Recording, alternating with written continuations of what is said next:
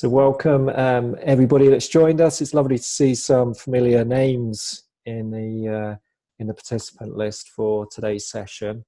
So I'm Damien Wamfor, the founder of Catalyst 1.4, and as ever, I'm delighted to have a good friend and colleague running the session today. So Janey Van Hall, who you can see. Hello, everybody. Morning, afternoon. Sorry. Yeah. So I'll introduce Janey in a short while, just to explain a bit about the session, and also just some general housekeeping. A couple of things I'd just say is the session is being recorded, so you will be able to listen back to this. It'll be on a YouTube channel, probably from Friday onwards. I would suggest having a pen and paper handy. So I'm sure there's going to be lots of wisdom coming from Janey's experiences that you'd like to capture. And there is the chat panel. So even though that you're in listen only mode, so we can't see you, but you can see us, feel free to add any questions and comments on the chat panel as we're going through the session today. So this session is a follow-up to a session that Janey ran last year, really around developing our presence as a coach. And because we focused on that piece, I invited Janey, and as a result of requests really, to run another session.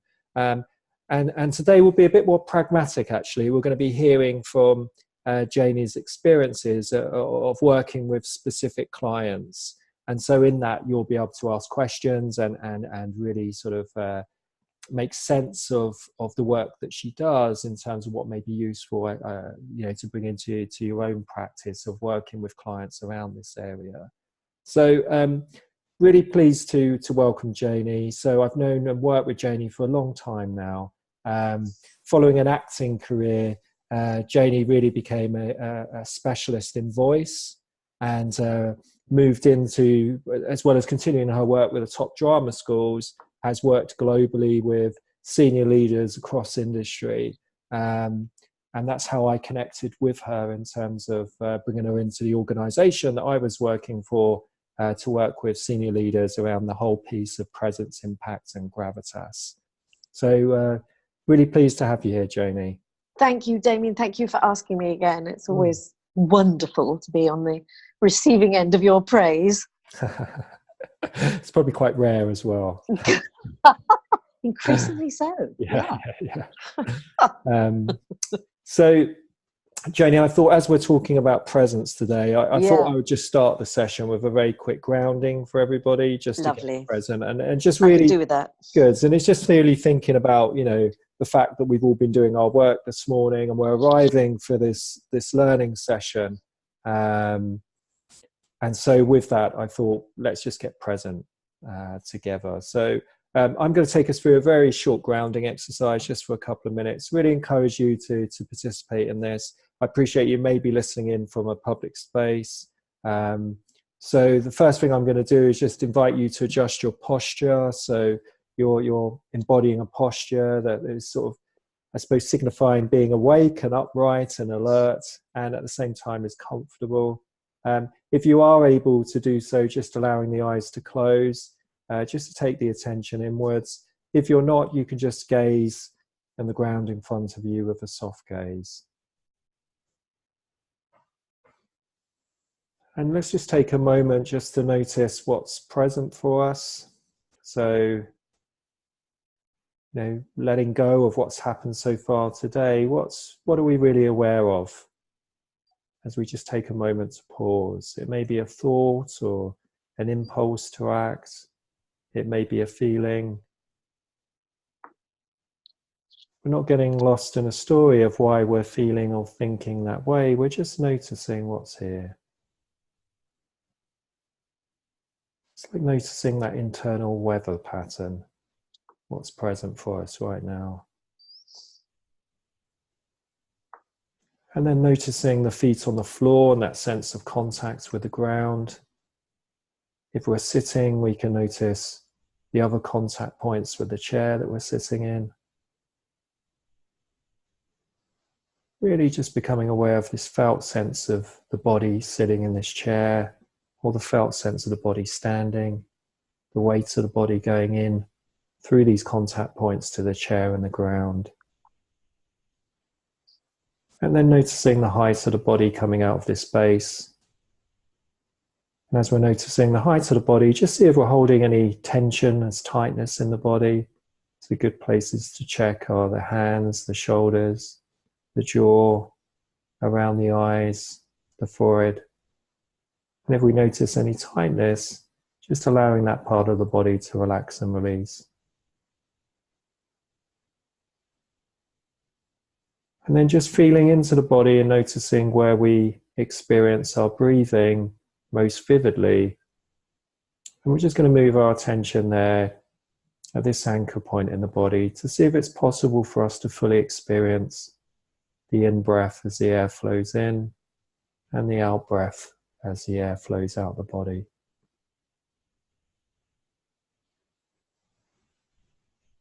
So breathing and fully aware that we're breathing.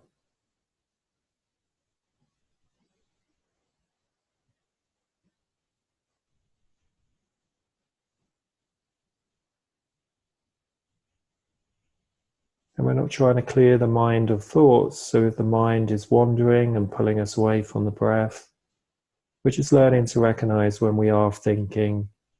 So if that's true, we just notice where the mind has gone, say that's thinking. And then without any commentary, we just come back to the breath and start again with the next in-breath.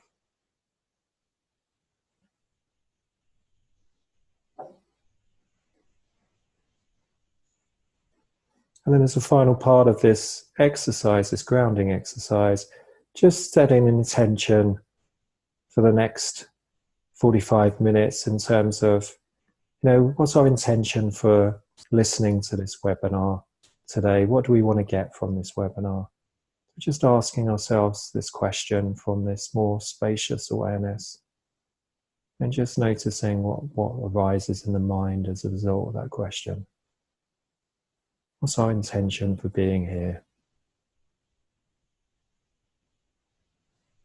And in a short while, you'll hear the bell sound, and as the bell sounds, it's an invitation to open the eyes if you've had the eyes closed.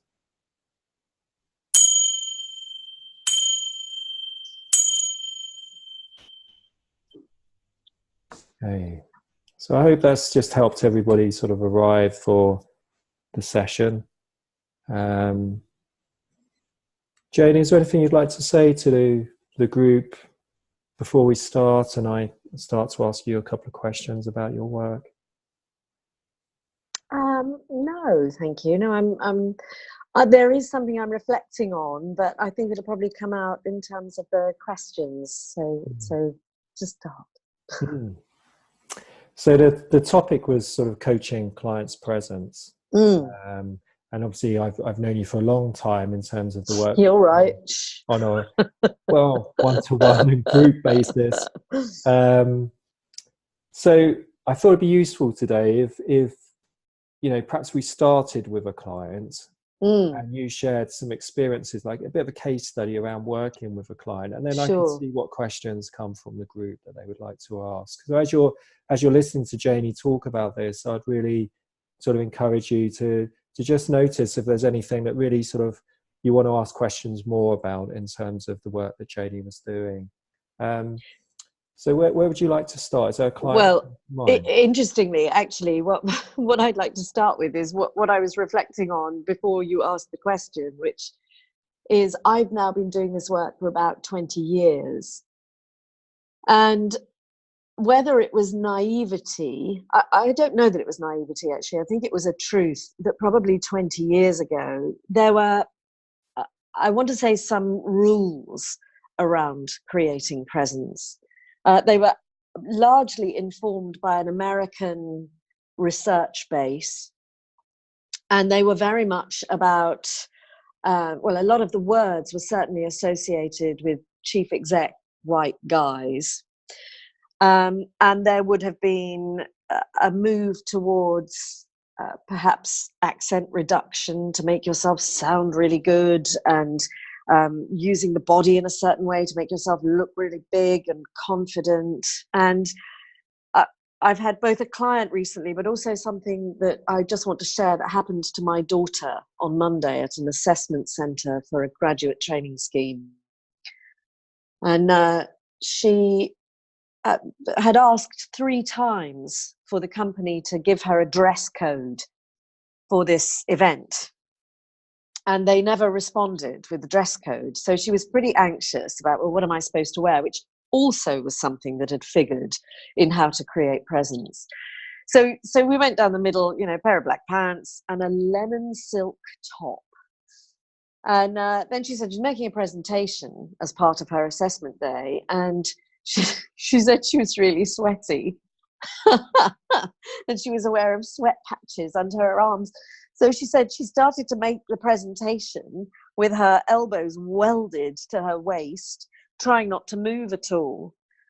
And then she stopped and she said to the panel, "I'm really sorry, but I'm so nervous. I think you can see sweat patches on my shirt." And they all laughed, and she carried on talking about what she was talking about. And I thought, this is such a fascinating time, because my work now is about, how do you bring out something completely real that is an individual presence? How do you liberate someone to go, do you know what? I'm not, you know, George Bush, hallelujah. And so I can bring something really powerful and unique. So the shift in 20 years from, this is easy, let's work on your posture, let's work on your voice projection and make you sound really intelligent, and then you'll have great presence. That's just a massive shift to, is it all right to be myself? And I think the challenge is that most people think it isn't all right to be themselves. And so I'm still working in organizations with people saying, oh, we'd like to work on our impact and presence. And I'm anxious that that's still that old model of, I swagger in and look like a CEO. So now I'm rapidly working with people, trying to find that tiny little thing that you think, it is so liberating to be that, albeit that's different to what everybody else brings. So it's a very long setup, Damien, but it also brings me to a case study of a young CEO that I've been working with recently, a woman. She's 32. She's actually an English graduate, but she is running a tech company. And she is the person that will walk into the room and go, I have no idea what I'm doing here, and is consumed with anxiety about not being the all-seeing eye that we might expect a chief executive to be. And she's trying to use the jargon of leadership.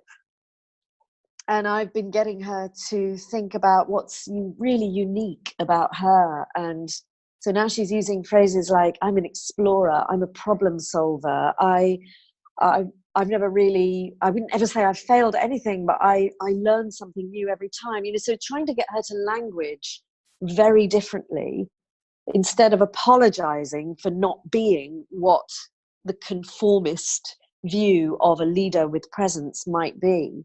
So that's been a fascinating challenge, and a bit of a discovery for me and her, because I know she's amazing, but she's feeling like she ought to be fitting an older model. Am I talking too much? I feel like I'm talking too much. No, it's really interesting, and it makes me reflect on the work you and I do in the program we run around helping facilitators and coaches connect to that authentic presence, who they are rather than who they think they should be, and making that. So specifically, if there are a couple of interventions you've made with her, I hear, helping her with the way she's using her language about her work as a problem solver or whatever. What would you say has had the most impact with her? Well, definitely steering her away from phrases that actually diminish our presence. The standard stuff that people will trot out about who they are it's very difficult to undo, because there's a wonderful comfort. This is the dissonance, really. There's great comfort in the familiarity of certain expressions, or the way we might describe ourselves, but but actually you won't have presence by doing that. So I think the distinction in terms of what is presence, what is this thing that we're trying to bring out in others, is very difficult for them, because they want to have presence, but they're anxious about being different. So it is a really important starting place to say, how are you going to describe who you are, what you do, how are you going to show up in a way that is absolutely true to you? So there is something for me with all my clients about challenging what they say. I've been working with a leader this morning, not a woman, a man, who he's really big on empowering. He's a CEO. He's so generous about empowerment. He wants people to feel empowered. But when he stands up and says, I want you to feel empowered, well, that's great. But honestly, that's a phrase that we hear over and over and over again. We don't actually hear it. It just sort of washes over us like a wave at the beach, because it's just overused. So trying with clients to unpick, well, what does that actually mean for you? What does that look like for you? How would you language that? What metaphors would you use? What analogies? What colors or shapes or sizes would you use to say what that really means? What stories might you share that help people understand that's what you mean when you say, I want you to feel empowered? Because otherwise, it's never going to have presence. It's never going to stand out. So that would be number one. And number two, although I'm not modeling it, is to try to be as succinct and precise as possible. I'm big on trying to help people listen, because we all know we're supposed to work on our listening. But actually, what about helping people listen by guiding them simple, clear messages that aren't surrounded by lots of waffle? And so particularly for this female chief exec that I was just talking about, trying to get her to just say what she means without, so I suppose in essence it's trying to cut out all the stuff so that what needs to be heard can be heard is quite a job of work. But I must say, as a tool, actually, when I first started working with clients, I used to arrive with a video camera in a separate bag, and then I had a little MP3 player, which was literally the most complicated piece of technology I have ever encountered. I mean, I still don't know how I managed to record anything. It was all on mini discs, and then you'd have to convert the mini discs into something. I mean, it was so difficult to give people some kind of diagnostic that they could play back and go, oh, I see what you mean. Whereas now I just take my iPhone. And that, I mean, the tools for iPhone are so fabulous. So get a voice notes recorder where you can really show people, play back to people, this is what others are hearing. How does it sound to you? That's been a transformational tool for my work. And I'm unlikely to ever forget it as well, which is the other advantage. At my age, I forget everything.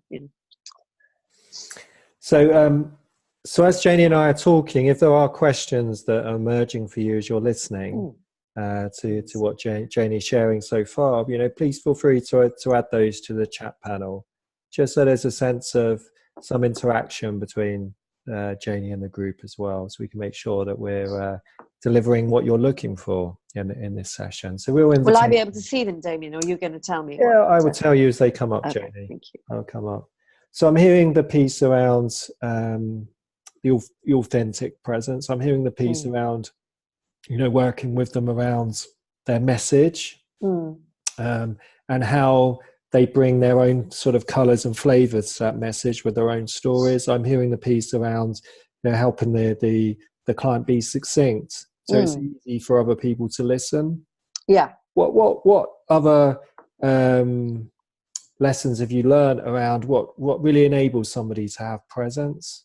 So as well, and what else works these days? Letting go of the way that we used to view presence, as you said at the start. Yeah. I mean, I think it is an unavoidable truth that for people to be engaged by our presence, we still have to look like we want to be there.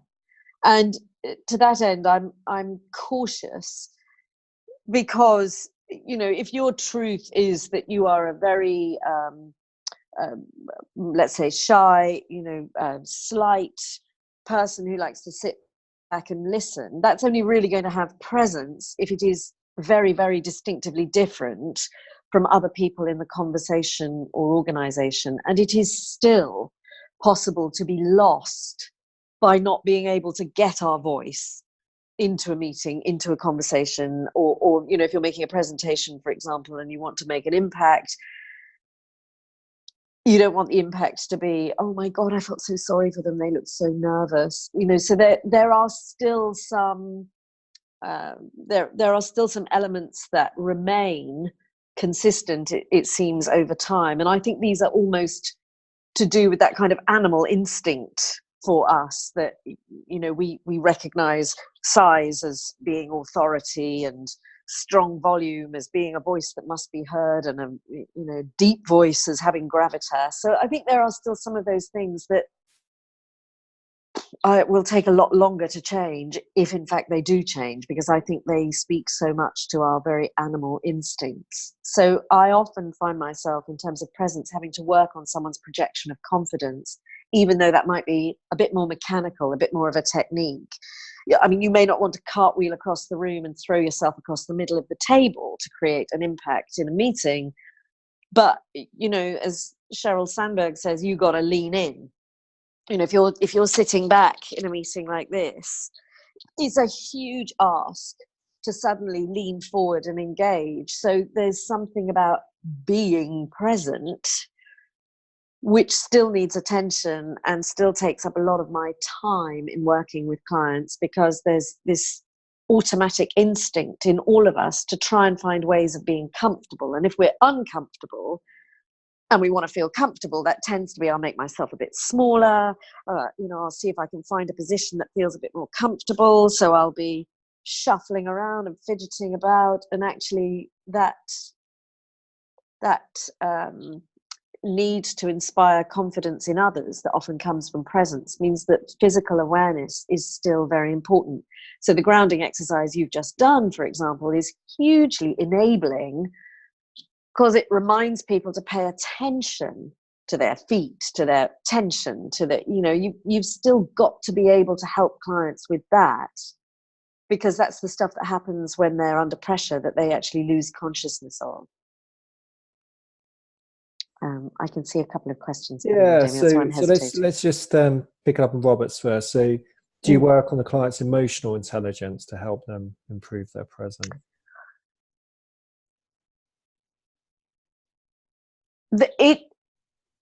Creating presence, adapting presence, is a very emotionally aware behavior. Mm-hmm. It is extremely difficult. I was working with someone earlier this week who was so unaware of, for example, she was sitting in a meeting, she picked up her bag and was just rifling around in her bag full of rattly bits and bobs, and it was incredibly distracting. She had no awareness of the impact of that at all. So I would say that she needs to work on her emotional intelligence to become more aware of the impact she's having on others. So I may not voice it in that way, but I would probably use the principles, the self-awareness, awareness of others, particularly self-management, as particular tenets of being able to adjust our behaviors to create more impact in a situation. So yes, I would say it is, if you're well researched in emotional intelligence, you are likely to have an understanding of what effective use of your presence in a situation is going to be. Mm-hmm.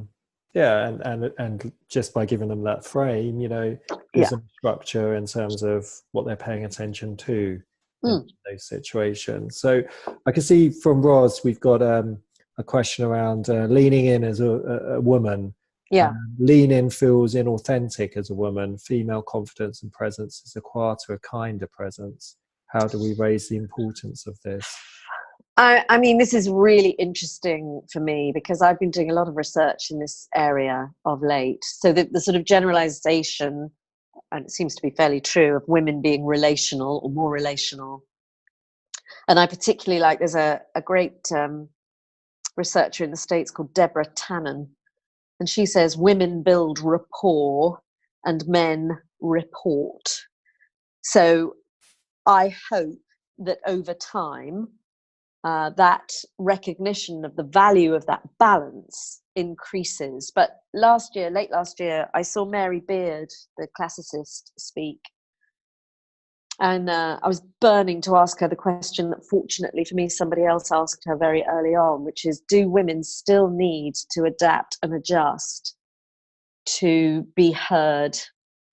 And her view was, for now, yes, because we are in that transition. I don't know how long that transition will take, but it is a transition. So I think it's a bit like the old school stuff of, how do you create rapport with someone? Oh, will you mirror their body language and their language and all that stuff? The, what do you call it? NLP. So I think there is a bridge. I think there is an intention. If I must be heard in a meeting full of alpha males, I will physically lean in and make sure that I've got eye contact with some of the more strident voices, so that I can then use either strength of voice or gesture to enable myself to be heard, with the ambition that over time, those strident alpha voices would recognize that I'm likely to make an important contribution, and they will invite or welcome that appropriately. I just don't know how long that's going to take to happen. I don't know if anyone's got teenage kids, but I'm just really interested in, some of the stuff is really significantly changing and at pace, but I just wonder how long that's going to take. Thank you, Janey. And I've got a question just come through from Martin. So Martin's just sharing that he's enjoying, we're loving this, but he's also got a background of drama training, speaking, presenting. And he's wondering how to bring this into a coaching session as a coach who is not supposed to be leading, but exploring through questioning, recontracting to mentoring ? So just this whole piece of the whole directive, non-directive side of things. What works for you, Janey? Because obviously I know people specifically bring you in for your expertise. So yeah. And I would describe myself as less of a coach and more of a skills teacher. And I think, Martin, because you will have real skill, real expertise, you will have stuff that you can pass on that you know is extremely effective. So for me, the coaching process, I would almost, if I'm working with a client as a coach, I will almost step out of that and say, okay, let's hold our coaching exploration, because here's what I'm noticing. Here's the experience that your impact is having on me. And I want to pass on some stuff for us to experiment with, so I can see how you feel about it. And then I would use my coaching to see how it was working and how they might develop the confidence to use it further. But I think it's a real dissonance between when you can so obviously see what would make a fabulous difference to someone from your life experience and your own talent and skill and learning. It would be a very slow burn to coach someone to that point. And actually, I think as a contract, you might have to say, I'm also going to teach you some stuff that it is going to make a difference. You try it, and then we'll coach you into confidence of using it. With using it. No, great. And I suppose from my side, it's just that whole piece of contracting around it, Yeah. So these are my I've learned that from you, Damien. These are my expertise. I'm going to bring those in. And like you say, then we're going to help you really make sense of that. And through the coaching, make you very confident around using skills. Yeah. Yes. Lovely. Because actually, some of this stuff, like I say, again, lots of people want to change, but they don't want to do anything differently. So actually, I often find myself, I don't have the luxury sometimes of the coaching relationship, because I'm brought in almost as a sticking plaster. Oh, this person is, terrible speaker, and they need to be much better. And, there's budget for 1 or 2 sessions. I have no idea how readily that person is going to be able to embed that over time. So they might start off really well, and then maybe something won't work, and without the coaching relationship, I can't fully embed it. I can only pass it on. So actually it's wonderful if you've got that coaching relationship to do that clear contracting and develop the skills over time, then you're seeing a real shift. Mm.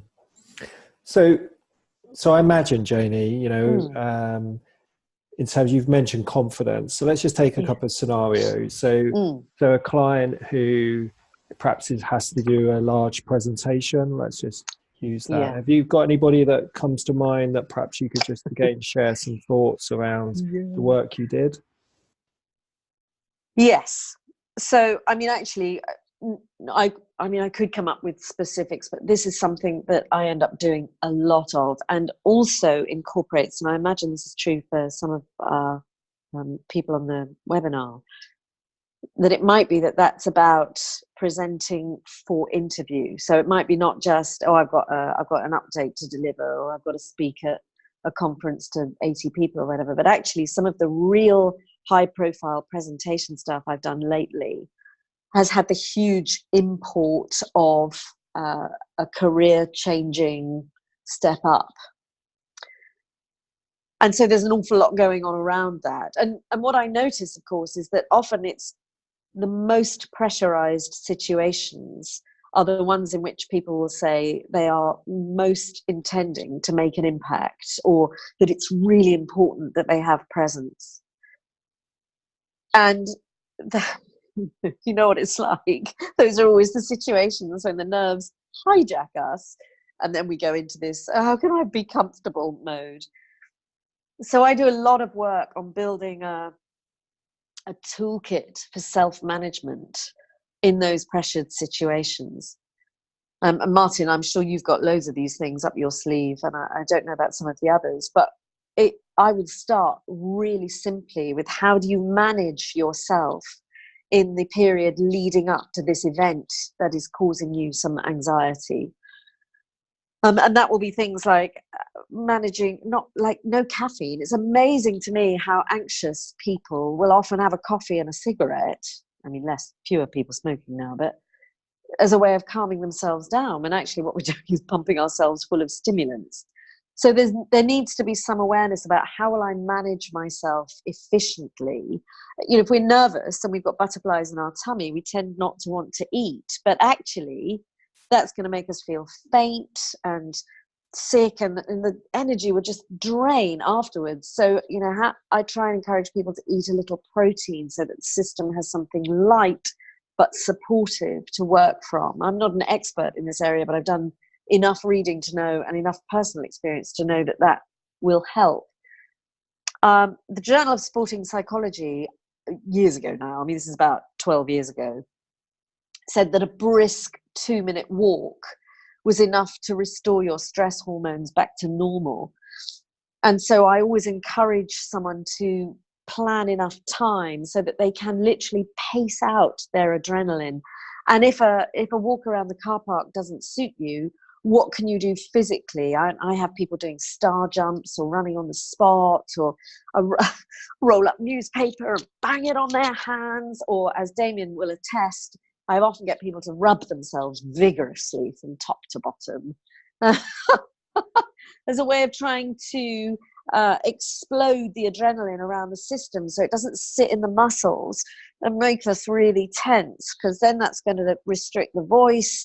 It's going to give you that blinding headache. It's going to make us look like we don't want to be in the situation. So taking physical responsibility, I mean, it might be yoga breaths, stretching, but you know, if you don't take responsibility for how your body feels, you're not going to be able to think your way out of pre-interview, pre-presentation anxiety. So that's a really important step. And as we've just done a little bit of breath awareness, of course, when we're anxious, we overbreathe, and we're sort of loading up with oxygen. And even that one big breath just then has made me feel a bit lightheaded. So actually, you know, breathing out, just get your clients to concentrate on breathing out. Because we all know that when we're relaxed, we breathe out, but when we're nervous, we breathe in. So it's just a simple awareness, mostly with presentations. My number one tip is to practice walking to the front of the room, setting up your laptop, whatever, whilst breathing out, because we forget that it is automatic for us to breathe in when we speak. And normally what happens when we're under pressure is we store a bit of air for later because we're getting ready to speak. But then because it's the body's automatic thing to breathe in when we speak, we just top it up, and now I'm in trouble because I look tense and I feel terrible and I've got enough air in my lungs to fill a swimming pool. So actually just consciously, before I start,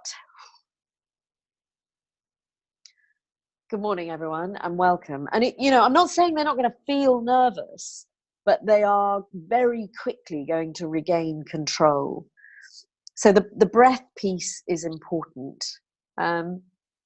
And then, the final thing for a presentation is always, for me, Aristotle said you have to give people a reason to listen.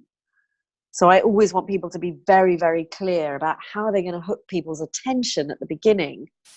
And I think there's great relief in that, because often people start with a sort of, thank you very much for giving me the opportunity to talk to you this morning. And this is where the authenticity piece really challenges me, because it might be that you want to say, I'm really nervous, but that might not help. I was always taught, when I was at RADA, we were always taught an audience only knows what you tell them. And telling them, for me, is also leaking, I don't want to be here. So I think if you can manage your state, you can relax much more quickly. And that sense of, I don't have to worry about how I'm going to start, because I've already made that decision, can be very enabling. Yeah. Thank you. So I'm just going to pause again and just invite questions. So, just from anything that we've shared so far, just again, any other questions that are coming through for people, just in terms of really supporting coachees to develop more presence in their work, in their life. I mean, yeah, just interested to see if any other questions coming through. Janey? And I think this is really interesting, Damien, in terms of where you and I cross over, because Damien and I were laughing recently about, he works inside out, I work outside in. But actually, at the heart of both of our practices would be some breath awareness. And Rob, was it you who asked about emotional intelligence? I think you have to notice, I'm feeling a bit nervous here. How am I going to manage that? Because it's going to affect my presence and have an impact. Can be just the most wonderful place to start. And I think, often people's presence is increased by a sense of control. I don't mean to be a control freak, but, to just feel like, okay, this is happening, but actually I can manage it. I know what my strategy is. Allows us to be much more ourselves rather than feel hijacked, which I think is the thing that is the hardest to cope with. Yeah, and in elite sport and other performance, gender, they're taught the thing they can control most is their breath, in those critical moments. Yeah. So I can't see other questions coming through at the moment, Janey, but if there are resources you'd recommend, I mean, what resource there? I know you've mentioned a couple of sort of researchers, but are there any specific books or any other resources that coaches could connect to if they're just interested in doing a bit more research around this? Yeah, I think some of you have probably read this already, but Amy Cuddy, whose TED Talk was so famous, and then she suffered, the most extraordinary bullying by the academic community before her research was actually validated again. So she claimed this research, everybody trashed her, and then actually further research shows that she was onto something. So her journey has been fascinating, and she's written a book called Presence, which is actually a lot to do with that sense of authentic inner confidence. And she has some really nice tools and strategies in there that are very useful, I think, to use with coaching clients.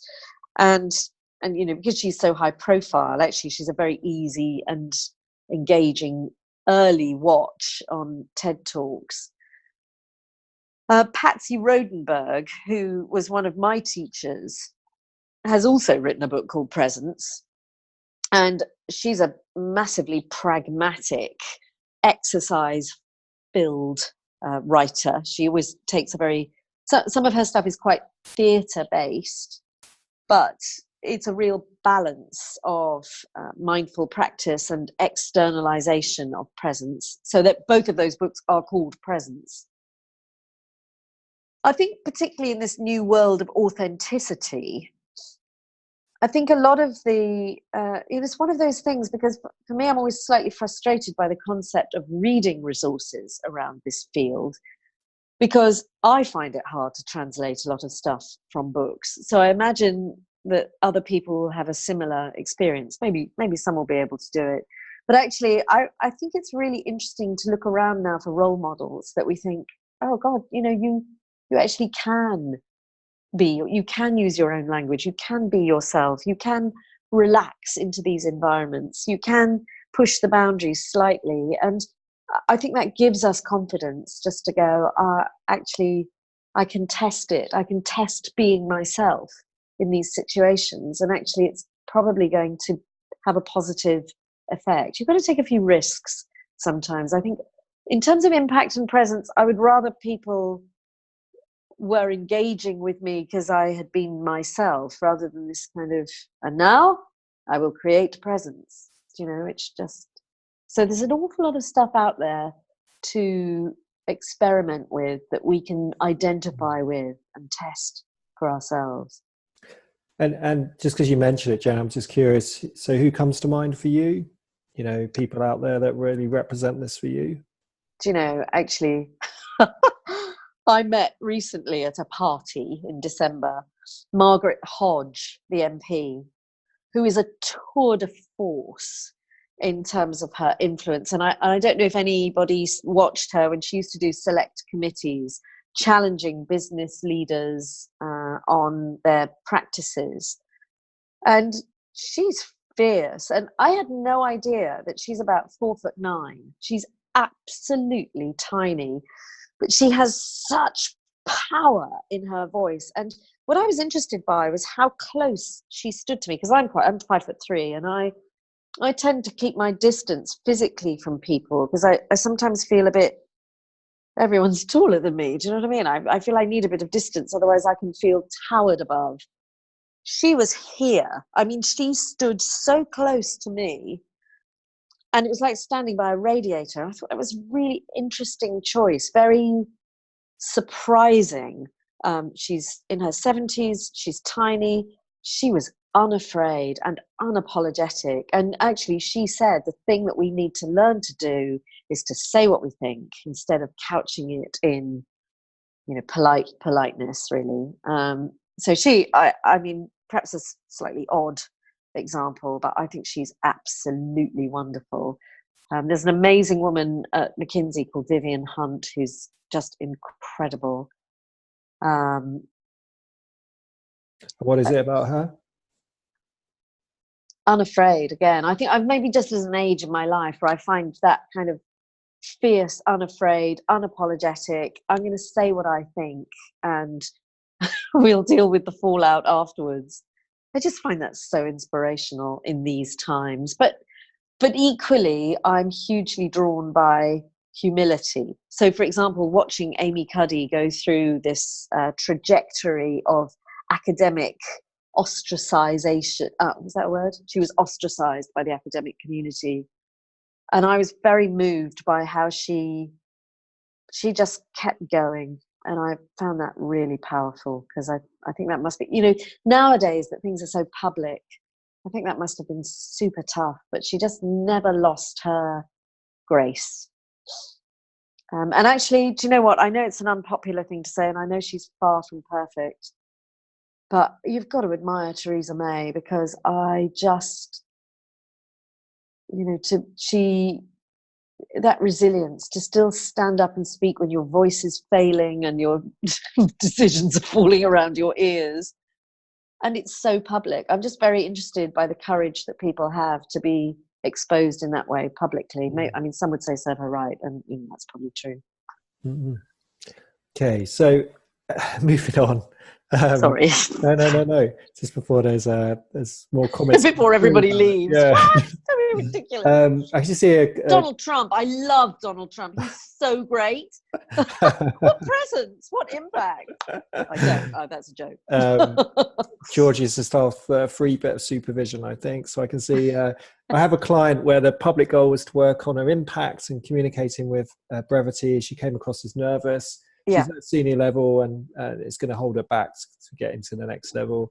Her manager declined a three-way contracting session, and via HR said he can't see any change, yet she feels she's making good progress. I think the sponsor is expecting fireworks. What questions can the coachee ask the sponsor? So if you were in that, it just makes me want to smack the sponsor around the head, really. And I must say, a lot of the time, I have been asked to work with someone on their presence. It's almost always because the manager thinks they should be more like them. So I would be flipping it and saying, what value do you think my style enables in others? For example, if I am cautious in a meeting and maybe don't speak up that often, how do you see that enabling others to speak up? Or if I'm nervous but fight through the nerves, what value do you think that enables in others in seeing, inspiring them to work through some of their own experiences of being nervous? I'd be really, the challenging questions are to say, how could you reverse your thinking on the way or the qualities I bring, my presence? How can you mine the value in that? I mean, that's extremely difficult for someone who might be nervous to ask, but to be honest, it sounds like she's backed into a corner. So that would be, she's not going to come out going, right, I'll show you. But I'd be encouraging her to coach them towards seeing the value that she brings, as long as you're helping her articulate that value almost daily. What she has, I think sometimes when our narrative becomes, oh, I'm a nervous person, but actually it's almost like after every meeting, what value did I add in that meeting? What could I do better in the next one? And then the same thing over the course of a day, just to think, do you know what? It's not all timid, shy nervousness. It is often thoughtful, reflective curiosity, and then getting her sponsor to see the value in that. Yeah, no, great. And I'll just add, so something around clarity of expectation as well. Yes. I think. So any other questions from anybody, just in terms of anything that we've discussed, or any other questions you have with working with clients around this area? I'm just going to give you a moment just to fill in any of the questions. Just, I suppose, anything else, Janey, just in terms of your experience over the last 20 odd years, in terms of working in this field, anything else that just feels really important for you?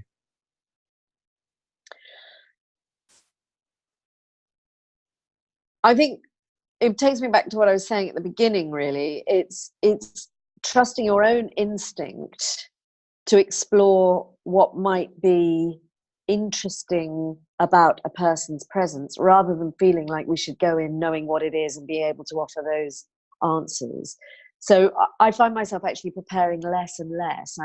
That's not a recommendation, and Damien probably frowned at me for saying it, but actually I need to be so present in order to be able to work with what's in front of me, rather than thinking, oh, okay, they want to work on their presence. Okay, so I'll make sure that I've got this reading, or do this or do that. I just have begun to really trust my gut much more than I ever did. But then I'm very old now, so it's easy. Well, I'm sure that resonates with a lot of coaches listening, in terms of that importance of being rather than doing. If we're too busy doing, we're not going to really be meeting what they really need, are we? Yeah. So again, from Georgie, just any quick and easy exercise to introduce presence and impact. So is there anything quick that you would do with a client?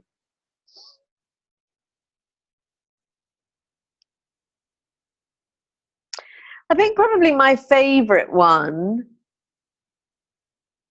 is I try and get them to, well, two things. It would be about languaging, really. It would be about, in one 7-word sentence, how can you tell me what you do? And they find that really difficult. And then usually it's a lot of business rubbish. So then I ask them to tell me what they do as if they were in a pub with friends. So just getting them to come really back to, how am I when I'm when I'm myself, when I'm me at my most true self, how would I articulate what I do to someone who has no idea what I do? Those are always fun ways to start. Yeah, and I think, as I'll just throw in, the model we do, Janey, the Patsy Rodenberg 3 circles, and helping them recognize whether they're in circle 1, 2, or 3. Yeah. I'm not going to say much more about that. Janey spoke about that on the last webinar, and you'll be able to see it in her book. Yeah. Again, it's a fantastic self-awareness exercise for clients. It really is. It's great. And I can see from Robert, can you talk about the biggest move in presence that you've seen in your clients?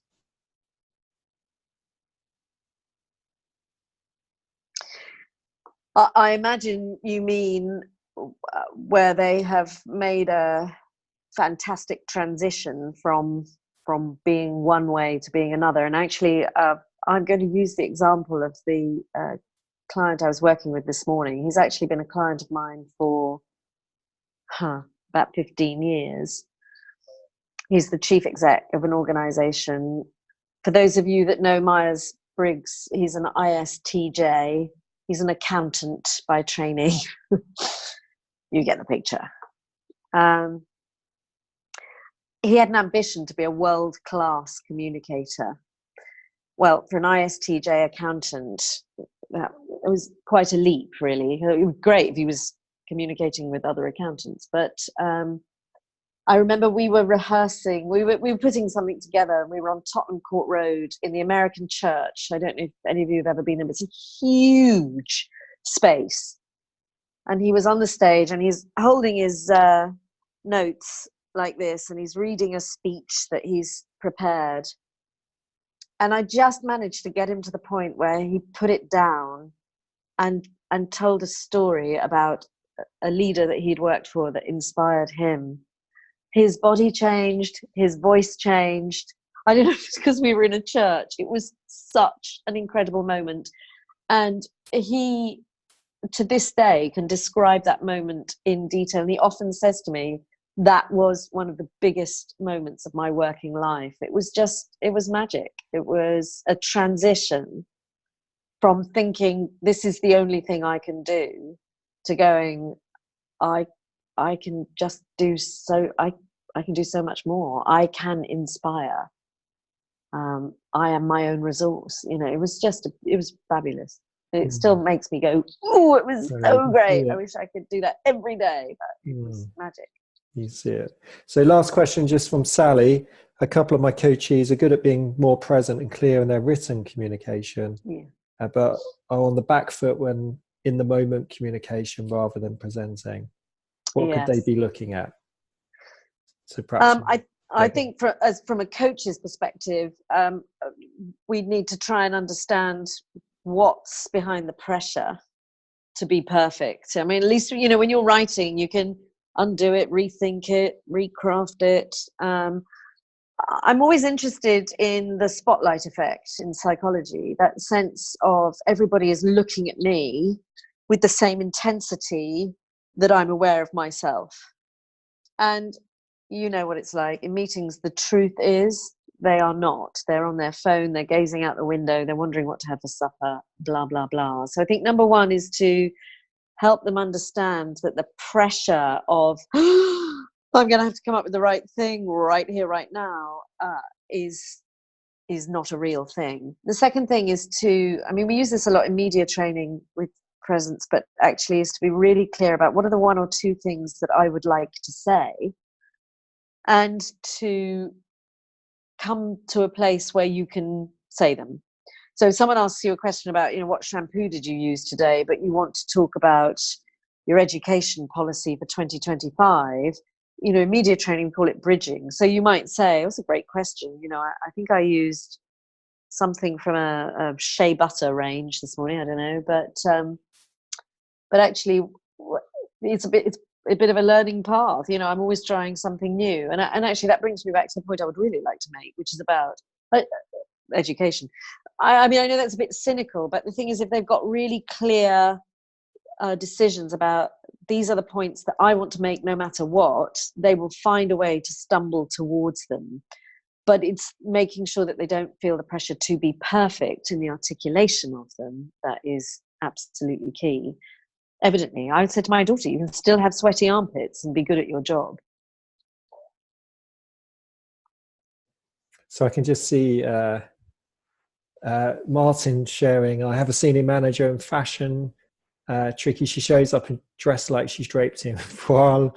She's so basically visible and somewhat as if she knitted her outfit, dull, flat colours, disappears, has issues with presence, treading on eggshells to say colour, exclamation mark.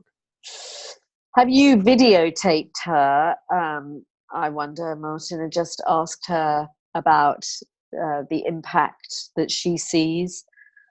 I think also that's one of those, I honestly, I would have to say to her, can I tell you what's happening for me? Can I tell you what the impact of the colours that you're wearing have on me? And I'm just wondering, I mean, I know that's brave and difficult, but I would be saying, I'm just wondering if you've explored the impact on others. I think, you know, you reach a point as a coach, don't you, where all you have up your sleeve is, this is what I'm aware of in my own response. How does that affect you? You know? And that's data, and I think as long as the intent is in service, yes, absolutely, you know, it's always about our intention for that sharing. So we're fast approaching time, Janey. Okay. So I'm just going to say a real thank you for sharing your expertise today with pleasure. The group. Thank you for having me. No, I really appreciate it, as always. For just to say that our next webinar will be on the 21st of May at 2:00 UK time, and that's going to be with a colleague of mine, Karen Prentice, and it's going to be on using creative methods in coaching. So I hope you can make that session as well. Thanks for dialing in. Thanks for your engagement, and hopefully see you again soon. Thank you. Thank you.